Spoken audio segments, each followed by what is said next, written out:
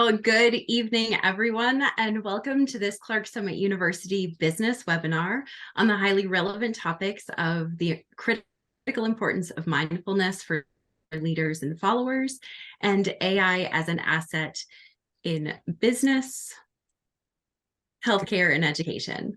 My name is Tammy Izon, and I'm the graduate admissions counselor here at CSU. I hope that you've heard the exciting news that we are starting a brand new MBA program this fall on August 21st. It is a 30-credit program for a total tuition of just $9,495. I'm told that it's the least expensive MBA in the entire nation.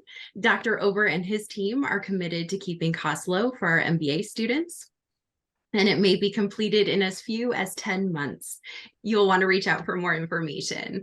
Hopefully, Dr. Ober will have a chance to tell us more, but we will have a lot to cover this evening. So my contact information will be in the comments section. Please reach out anytime. Dr. David Ober is the chair of our business department and the director of our new Master of Business Administration program. He has been teaching since 1991 and joined CSU's faculty in 2020. He has over 25 years of business experience in C-suite leadership positions. He's the founder of Share a Blessing Ministry and serves on the board of Evangelical Theological Seminary. Dr. Ober will introduce our special guest for this evening, and I will turn things over to him. Sir? Thanks, Tammy. I appreciate everybody coming out this evening. We will be dividing this up into really two parts. The first with Dr. Michael McPhee and the second part with Dr. David Wolf. I will give you their backgrounds before each section, so you'll just be aware of the person we're dealing with at the first time. Dr. Michael McPhee is a licensed psychologist with over 25 years of clinical experience. He has taught extensively at the university level in counseling and psychology and has been training therapists for over 15 years. He treats late adolescents and adults utilizing a custom-tailored approach that includes process-oriented experiential psychotherapy, acceptance and commitment therapy, and collaborative problem-solving therapies. Dr. McPhee's areas of expertise include attention deficit, hyperactivity disorder, major depression, anxiety disorders, post-traumatic stress disorder, sex addiction, and food addiction. And in addition to that, I was, just to reveal everything, I was the best man at his wedding. So I've been around this young man for a very long time. And this whole subject of mindfulness, for me, really hit home the year of the beginning of COVID. I was coaching a group of 14 and 15-year-old high school girls on a very productive volleyball program in central Pennsylvania. And I remember calling Michael and saying, Dr. McPhee, and saying, it's a lot of tension out there. There's programs that are shutting down. The girls are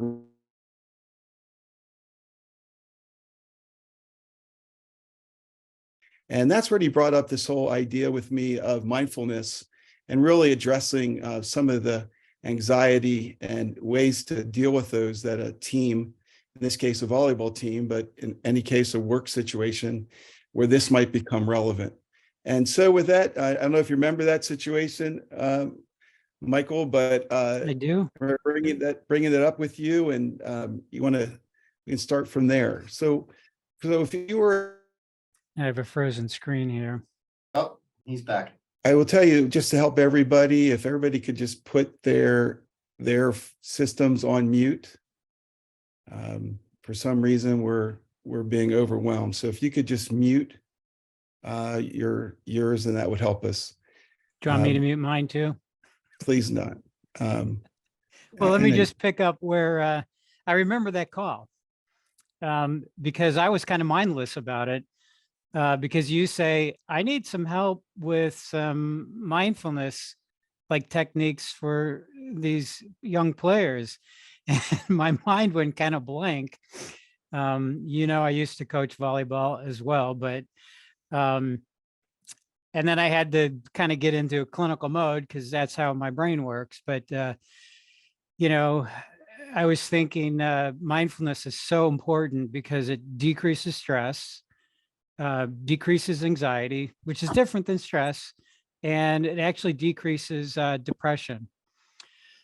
So, so I just was thinking, what are some really practical ways to help you? And, I came up with some ideas and you used them. And then we talked about it, I think a couple of weeks later, and you're like, oh, let's do some more. So, yeah, I think what I would, just to talk about the practical side of mindfulness.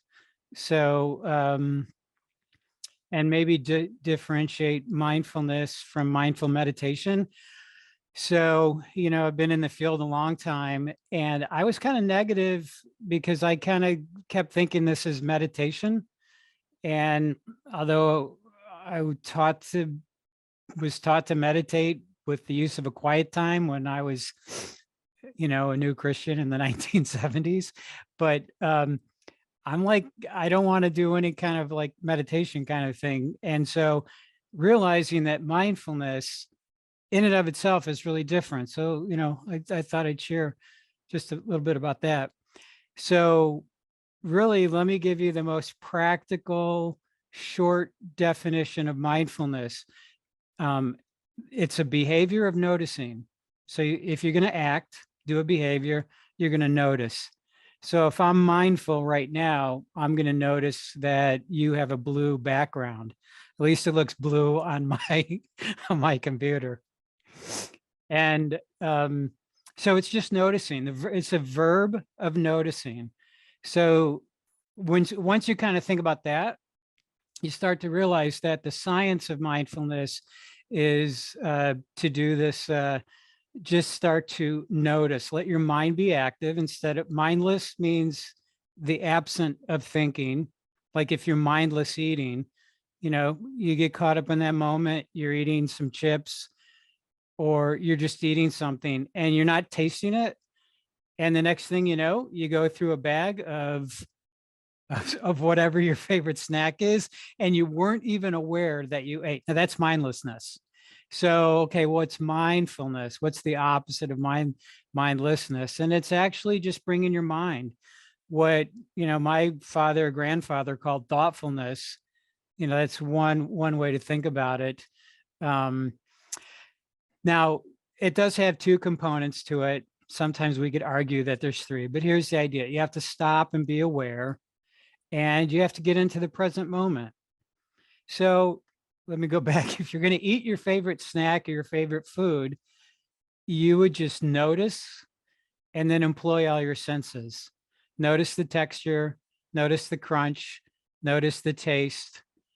And you'll find out that you'll slow, if you're a stress eater, like I would probably say I used to be, but really not very much anymore, because I've just worked on like mindful eating, which is, a thing in itself, but you don't even have to like do any formal thing. Just notice and then, pay attention. So, that's the most important thing.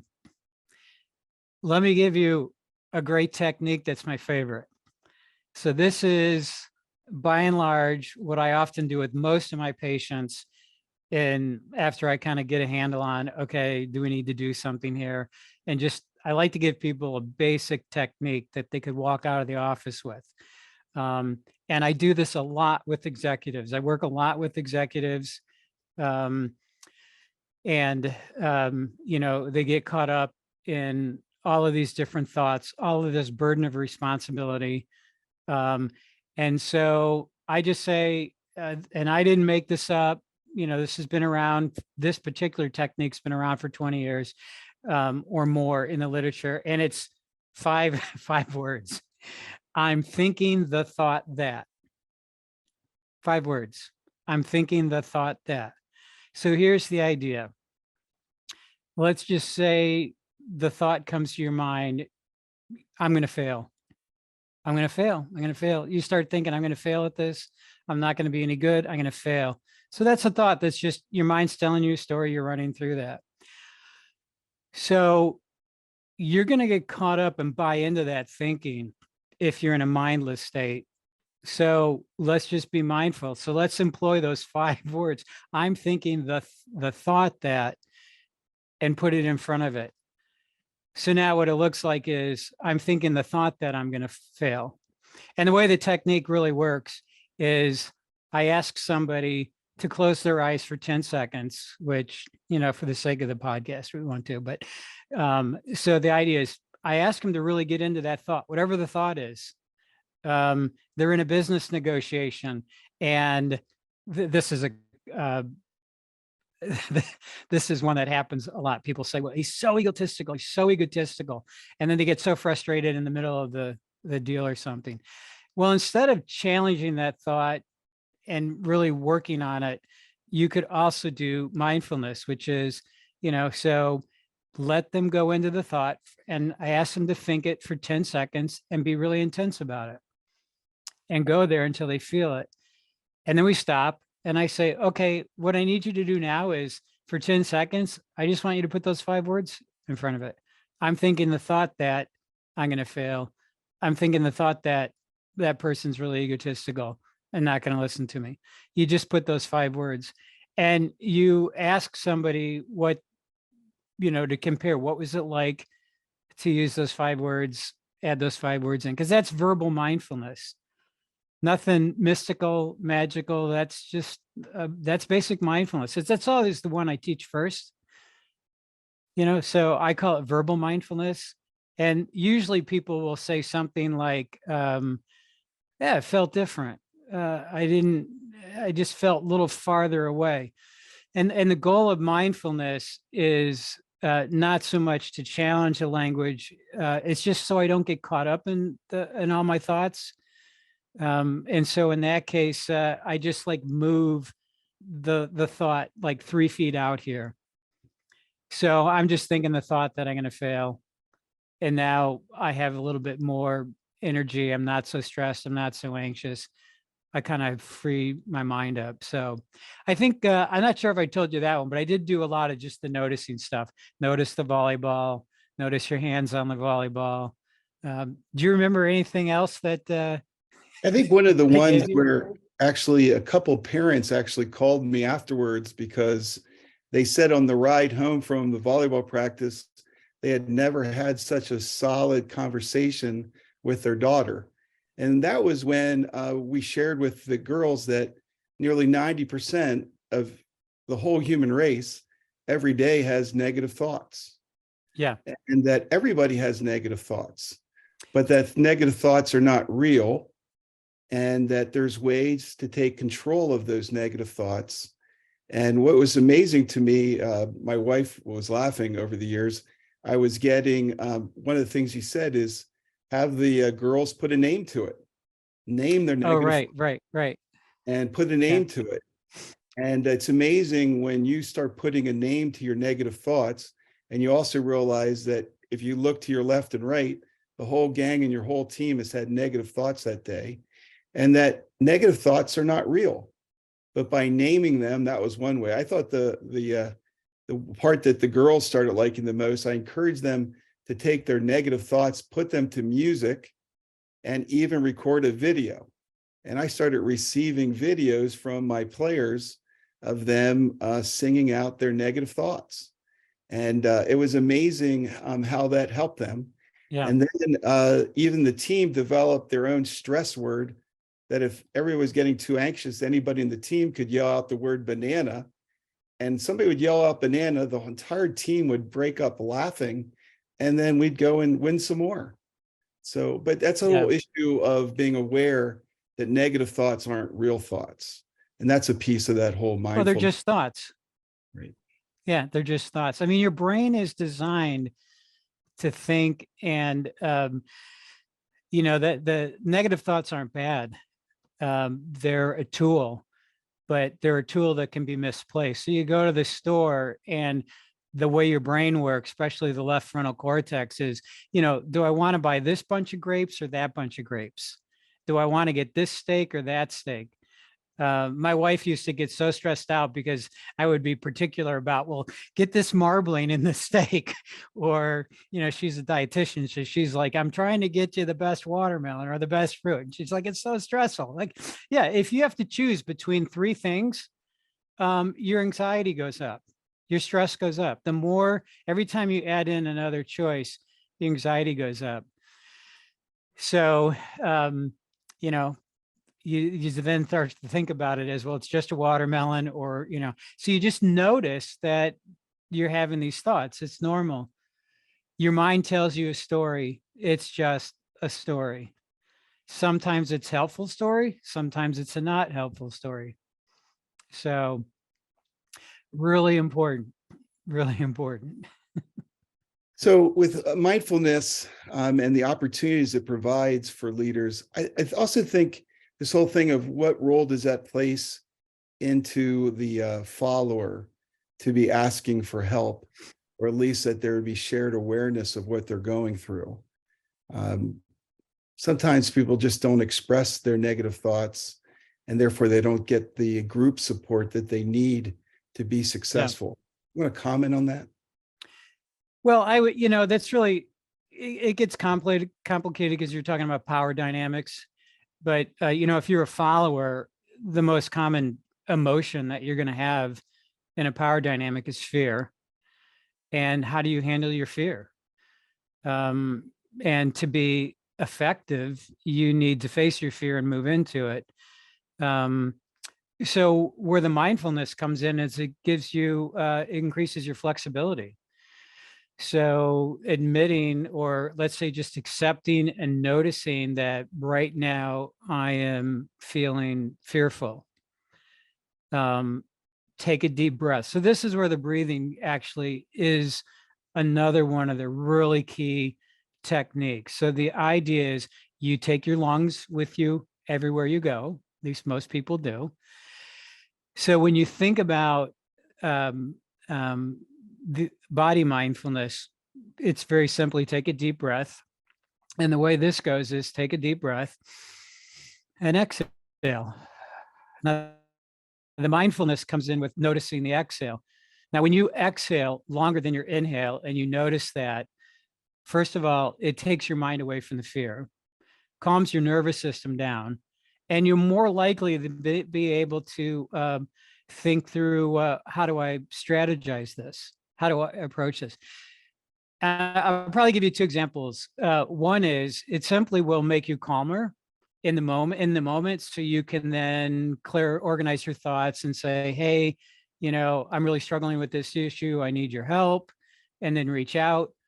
Or I had a mid-level executive today share with me about something that, when I realized, and then he tells me the story, and then takes a deep breath, gathers himself, and then says, okay, so I'm going to make this decision. And then after the decision is made, then I'll inform these leaders. Now, he was talking about the higher level of, it wasn't avoidance, in his organization being pretty wise about negotiating power dynamics. So for him, gathering his thoughts and being mindful allowed him to do some pretty sophisticated strategy in a very large company, because he's like, well, this person will get upset. This person, will just distract from the events. Here's my responsibility. And the mindfulness got him out of just what we call fusion. And fusion is just like your mind, thoughts, behavior, everything goes together. You think a thought, I have to tell somebody, or I shouldn't say anything, whatever the dominant language that is in your subculture, or how you were raised or trained by your early mentor, will come to bear. And you're going to think you have to, like, you have that thought, you're going to think you have to obey that. Mindfulness just says, okay, it's just a thought. I don't have to obey that thought. Maybe it's a good thought, though. So if that helps. So I think for followers, it's facing my fear in terms of the power dynamics.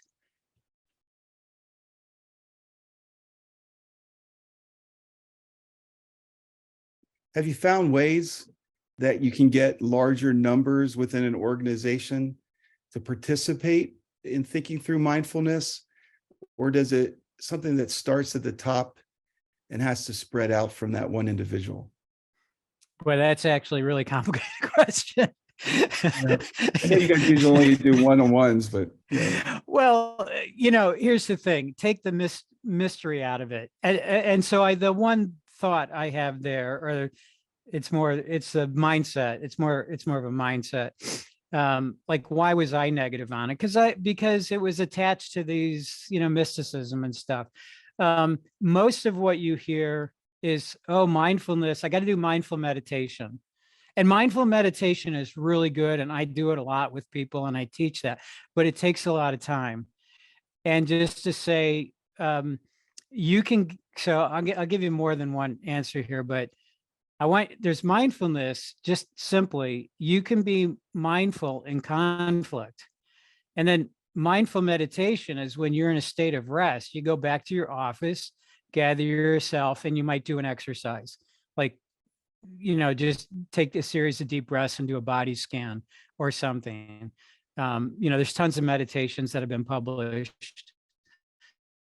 So, but one is meditation where you're using mindfulness and it's in a resting state. But the other one is you're in a meeting. So a lot of this, let's say, is by coaching. You give people really good mindful oriented tips just through coaching and management, and that spreads.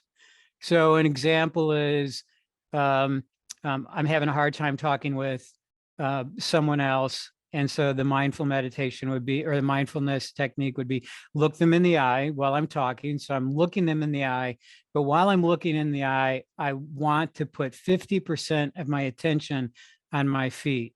So if I'm standing in someone's office and trying to have a face-to-face discussion with them, I'm going to look them in the eye because that's important for communication. In most, I'll just say, we're not getting into all the cultural differences, but let's just say where eye contact's appropriate. So I'm looking them in the eye. At the same time, I'm trying to put 50% of my attention to noticing my feet in my shoes, standing on this floor. Very good for marital issues, by the way, but also really good. In a large organization, it would be publications on mindfulness, little short, small things, little signs, newsletters. You got to get it out at the grassroots for one. So bottom up, I think actually is really important, but equally, then there's the top down. If your leaders are not doing mindfulness, then you're in trouble. Because then it's not, so the other place is in a good, healthy workplace, leaders and executives need to be practicing it too. So Mike, as our time kind of ends here, as we go into our next part, any closing words? Is in a world that seems to have so much anxiety, any one little hint that these folks can take with them at the end of this webcast?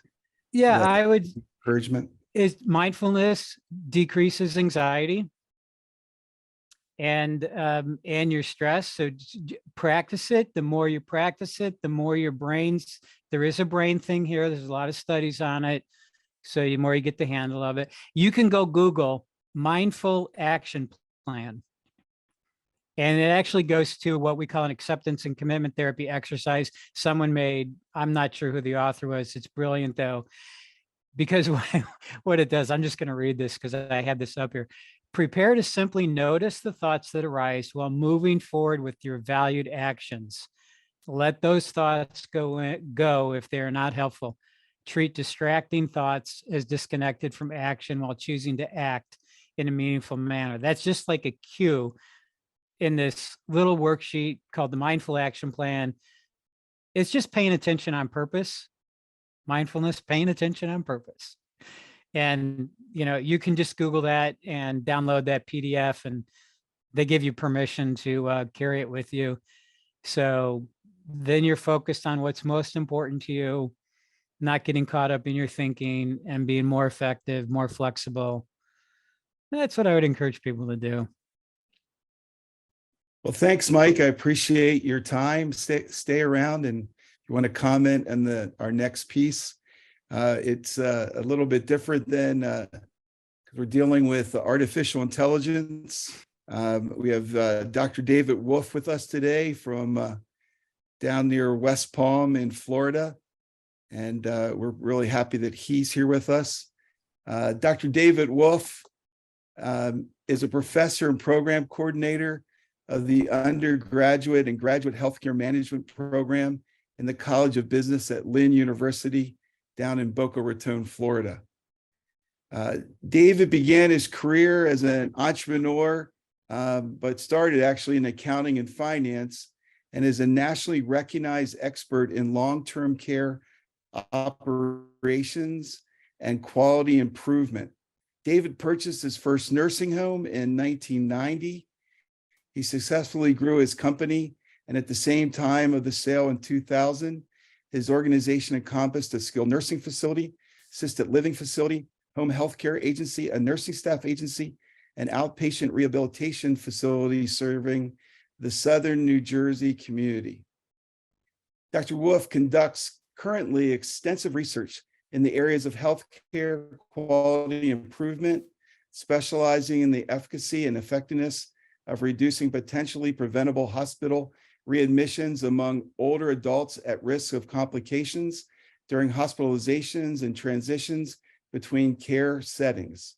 He assisted in developing evidence-based protocols currently in use by over 50% of the long-term facilities in the United States.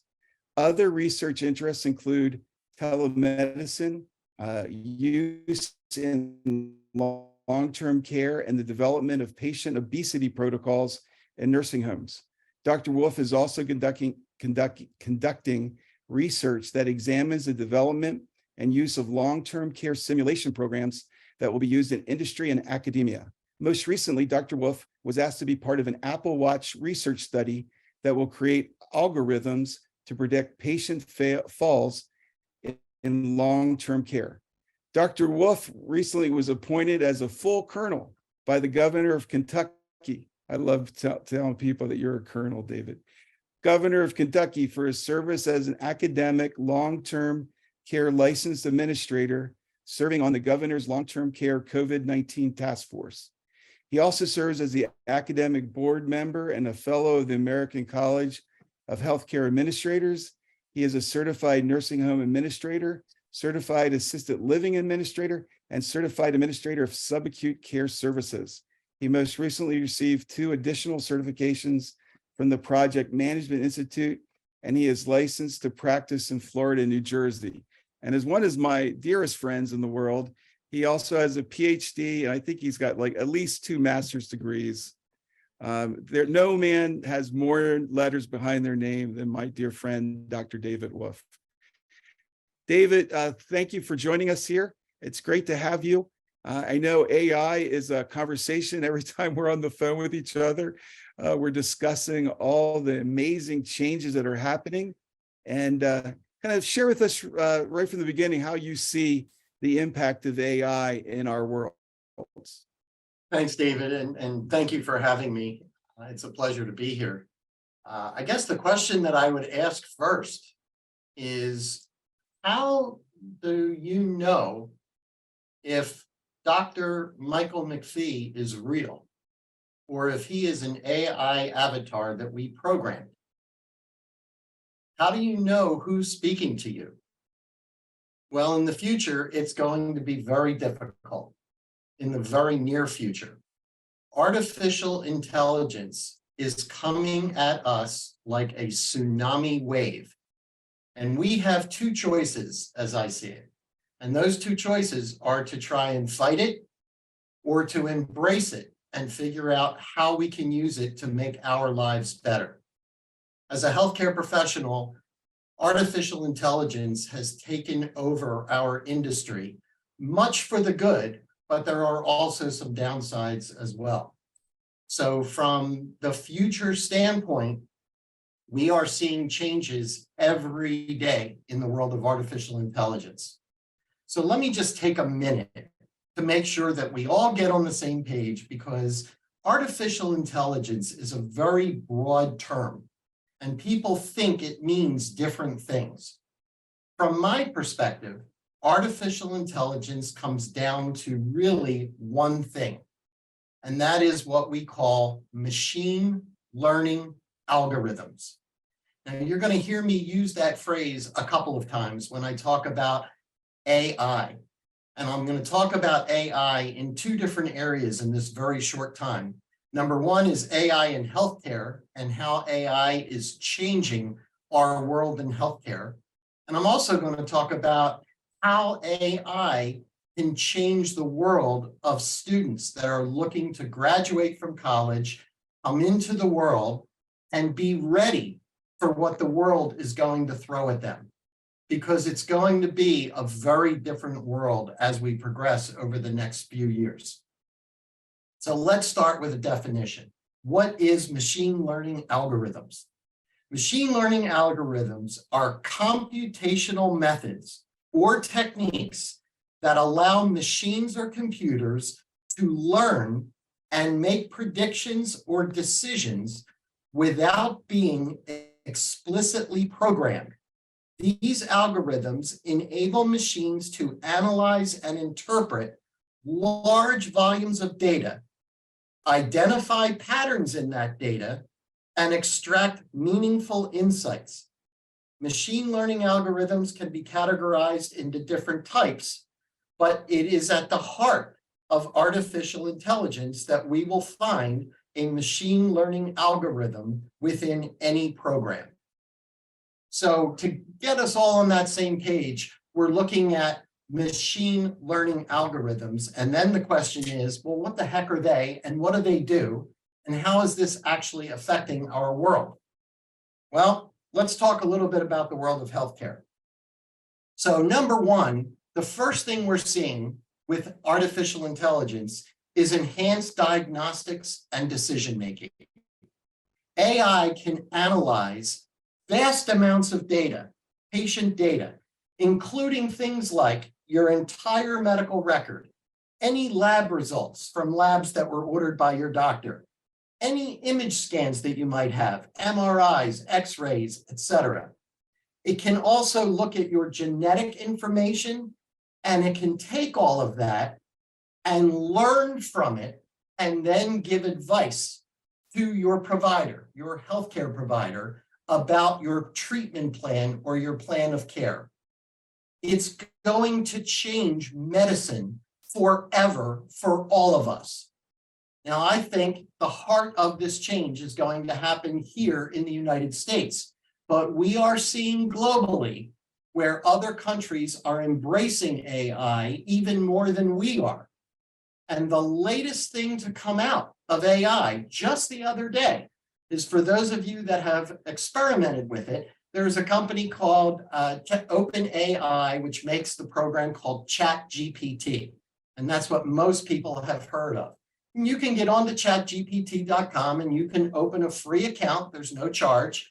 And as long as you can get into that site, you can ask it a simple question.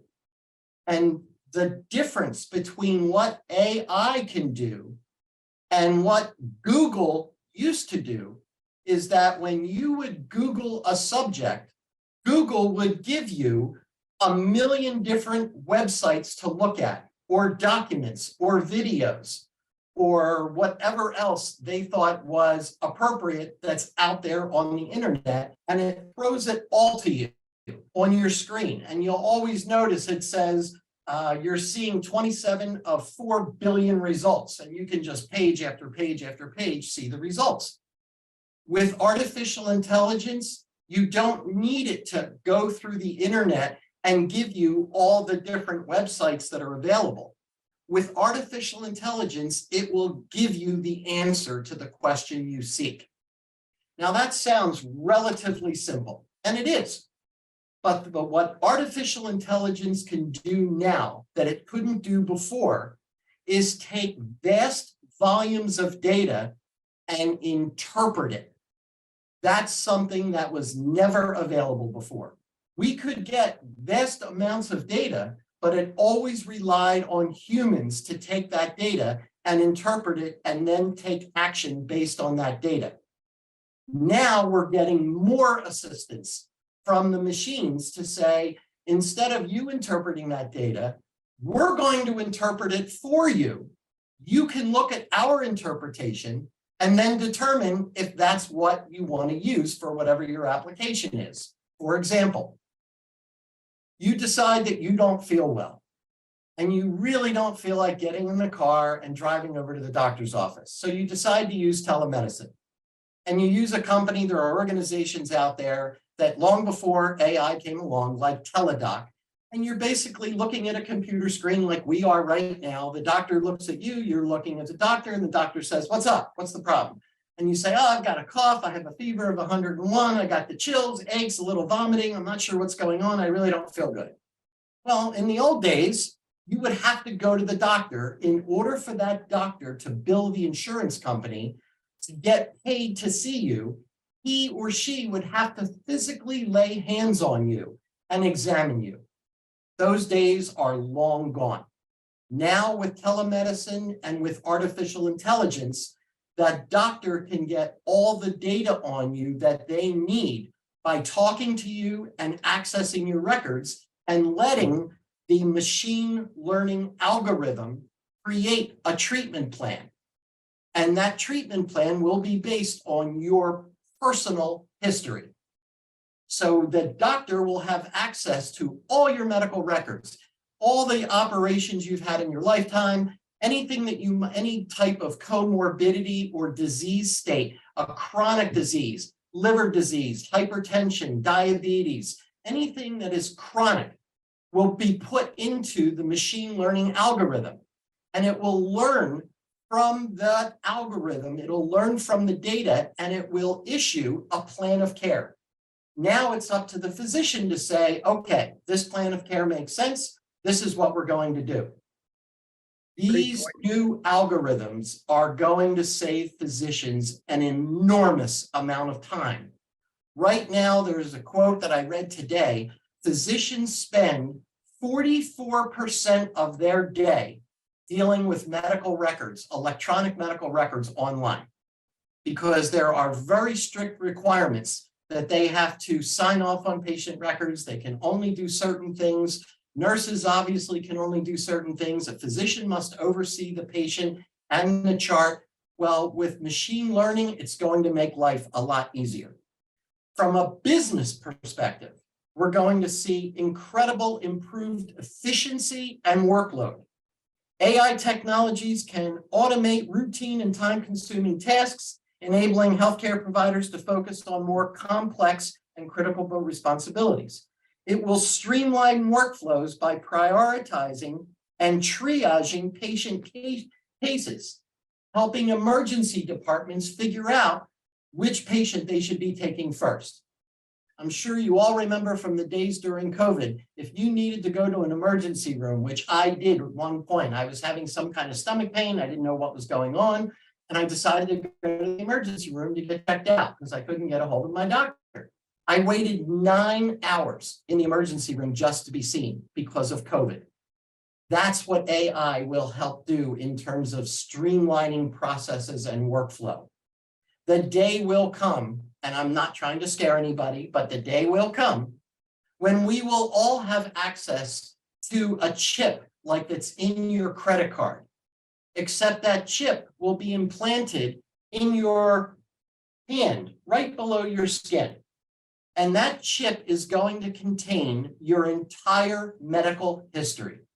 So now when you go to the doctor or you call an ambulance because something's wrong and you need to go to the emergency room, there's no more questions. Well, what happened? And how old is he? And what medication is he on? And did he have a fall? And is he, you're not going to hear any of that. All they're going to do is take a scanner, put it up to your chip, and they're going to know your entire patient history.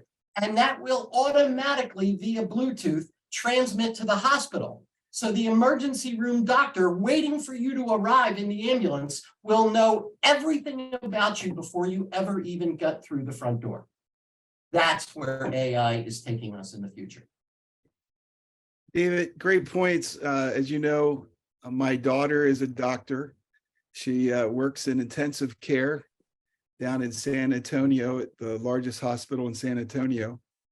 And so you always will see, she says, there's always somebody that's carrying around an iPad that right now they're already have access to the electronic records, and that it'd be almost unethical if a medical doctor wouldn't be inputting those symptoms into that computer to see what other potential diagnosis might be. There's a real ethics issue, I believe, if you don't take advantage of AI when those opportunities happen. The issue she still believes is that it still take a creative hand to actually do the procedures that need to happen to keep people alive. And maybe that's different, but we see it with AI and all the great opportunities. I think you and I both have talked about it. I remember a couple of years ago when we presented to AFA, which is what's that? The American Association of Universities with Healthcare Programs, something like that. And we presented years ago about this whole idea of doing simulations to teach healthcare, long-term healthcare, to students.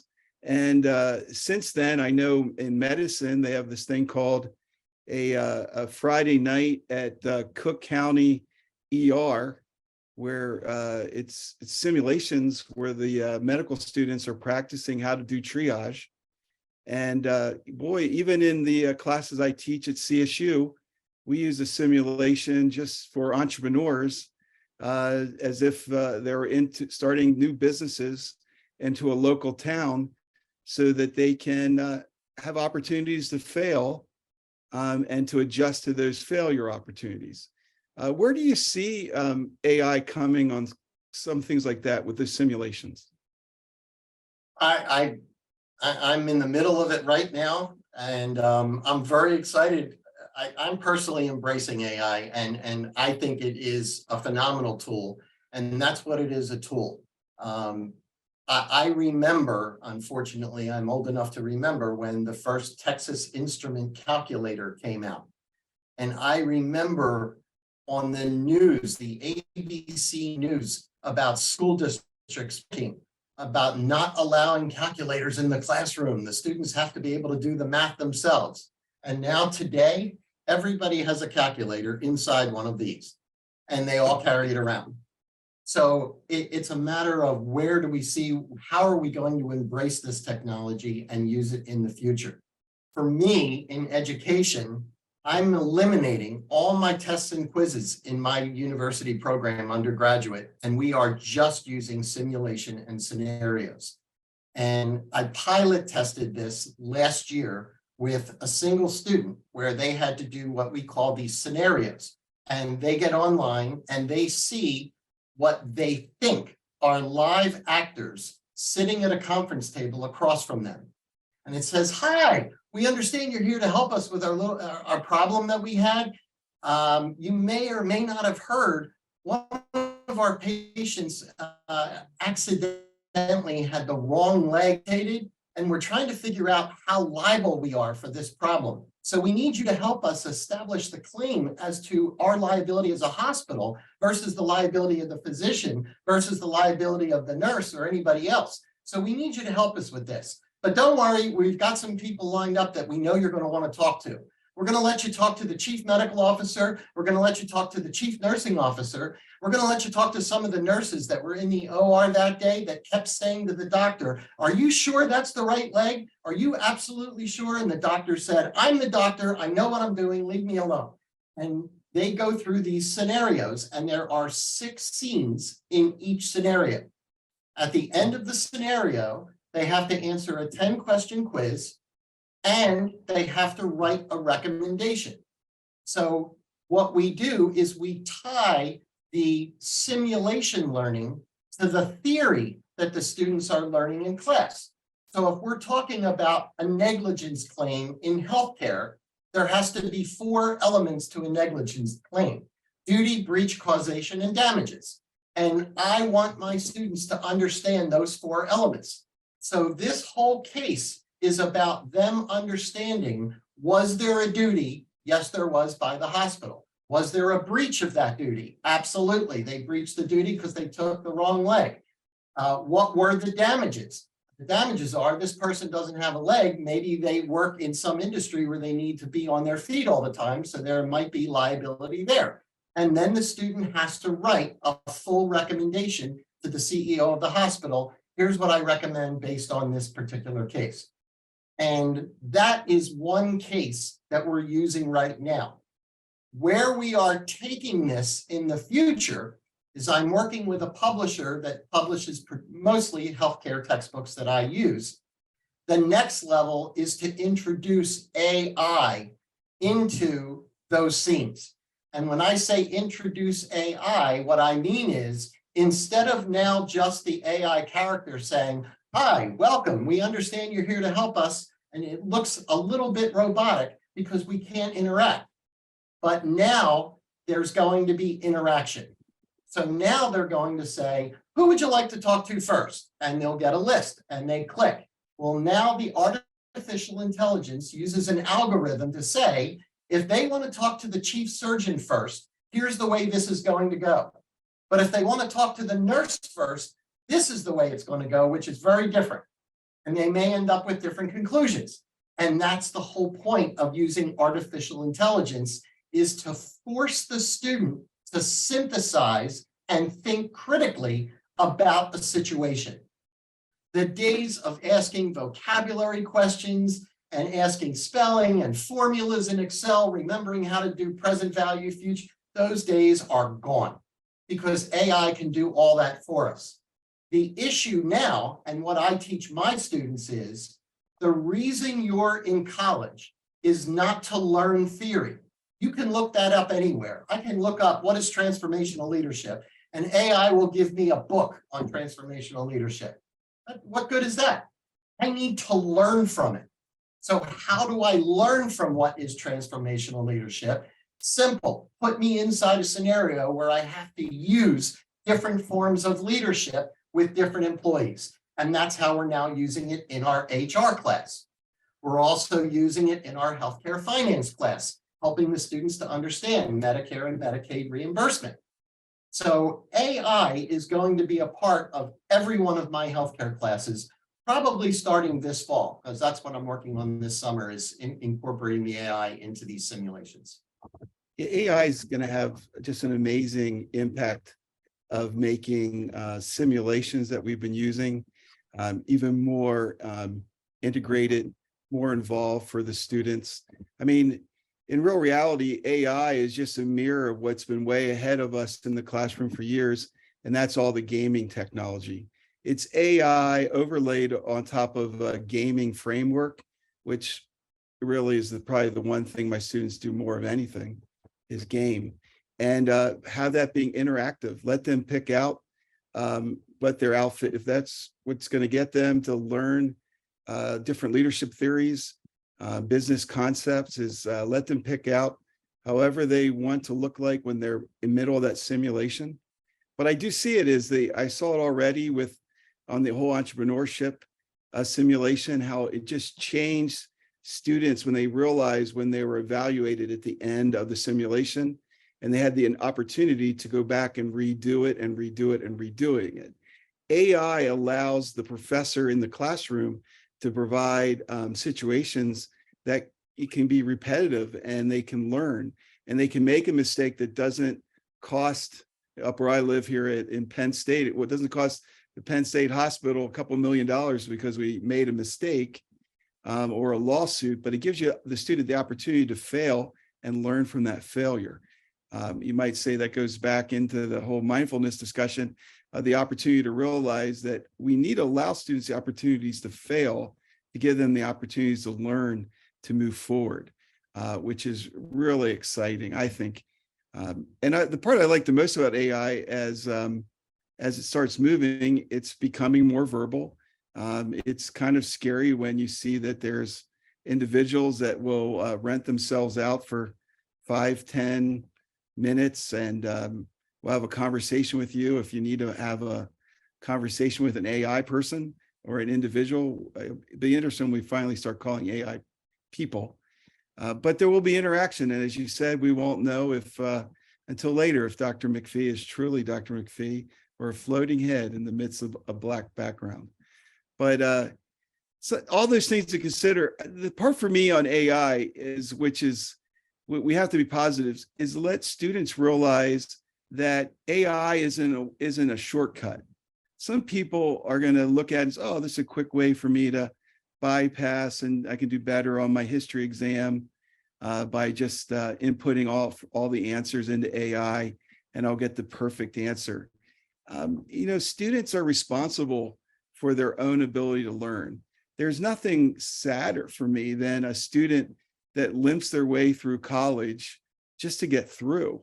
And what did they achieve but just emptiness? And so if we can have students continue to realize there's opportunities to learn and grow, that's a piece of they're responsible for their learning.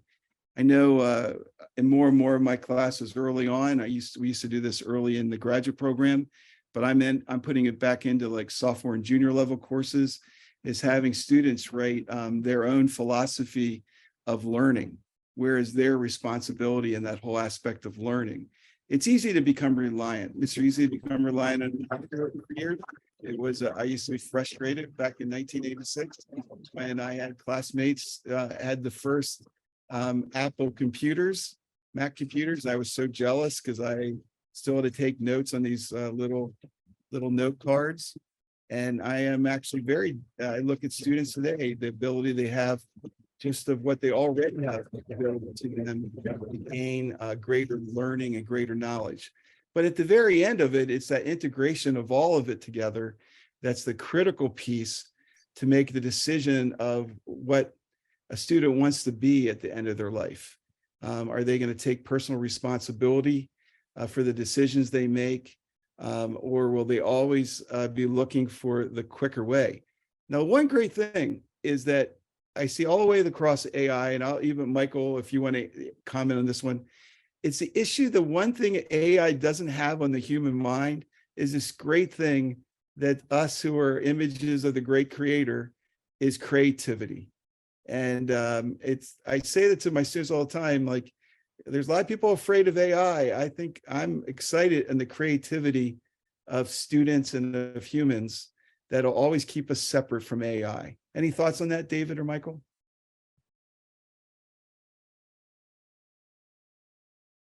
Hi, Michael.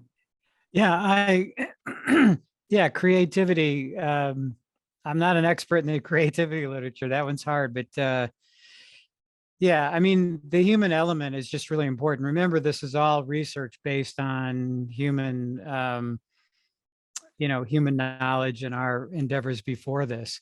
And, I think AI is going to be a lot to lean into. I mean, a lot of positive stuff. At the same time, it's still going to be based on what if there's some flawed research underneath that it's drawing on. And you wouldn't be able to connect that.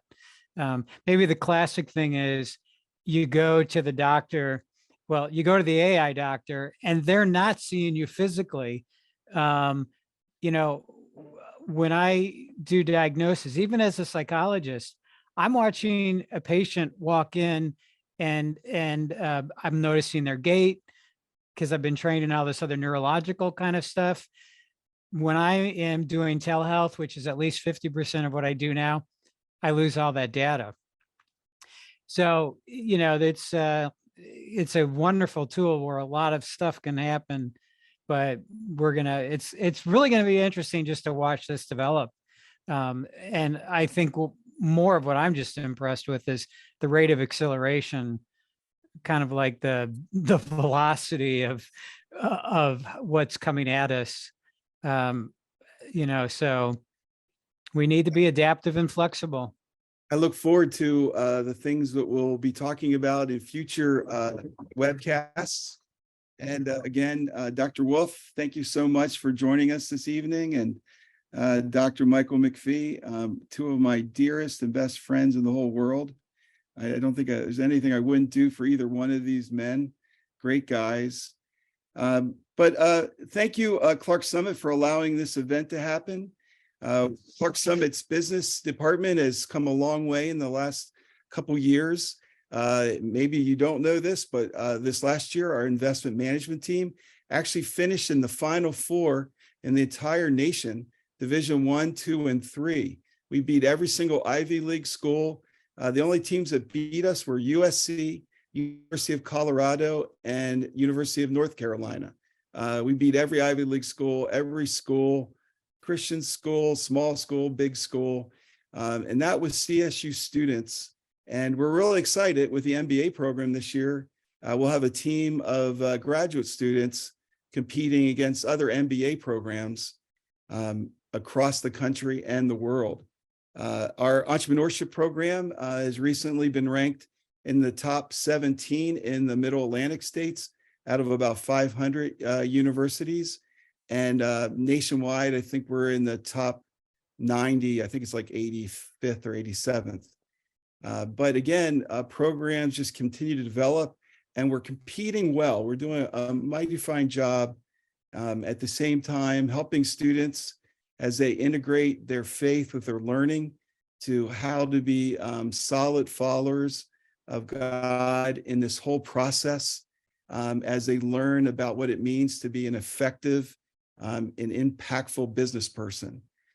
We've added a couple extra majors. We actually have an accounting major. We have a program where you can go all the way through to get your CPA or your certified managerial accounting, and also a program in IT and marketing and media. So a full-scale program that continues to grow. If you have any students or grandchildren or children that still haven't made a decision of where they want to go this coming year, CSU has spots available. Again, if you'd like to be a part of our MBA program, we would really love for you guys to be a part of this. An exciting opportunity. You can finish your MBA in 10 months for $9,495. What an amazing deal. With solid professors, with talented individuals. I guess I should turn this over to Tammy. She's going to give you information of how to, thank you again for attending. And we did record all these things will be available. And any other information of where they can get information to apply to the MBA program? Thank you, Dr. Ober. We will be sending out a follow-up email to you, actually probably a series of them. One will have the recording from tonight and also additional information on our business programs. And we would love to talk to you. We're so excited about the new MBA, and Dr. Ober, we so appreciate all the work that you're putting into rolling out this new program. And thank you, Dr. Wolf and Dr. McPhee, for joining us this evening as well.